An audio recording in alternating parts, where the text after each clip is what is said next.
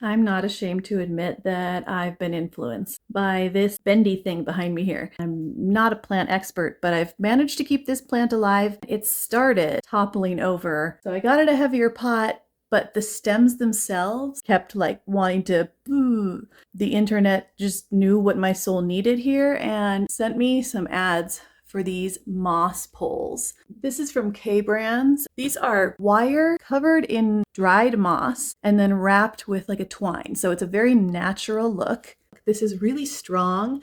You just poke it down into the soil, bend it to your liking. So this can be used with climbing plants or as a support for plants like this that eventually get a little bit top heavy and want to just kind of lean out. You can use it to bring them back in together. It just is a nice sort of organic looking addition to a plant that isn't too distracting from the plant itself. Honestly, I think it's saved my plant's life. If you've got a climbing plant, you can bend it into a cool shape and have it climb up that shape.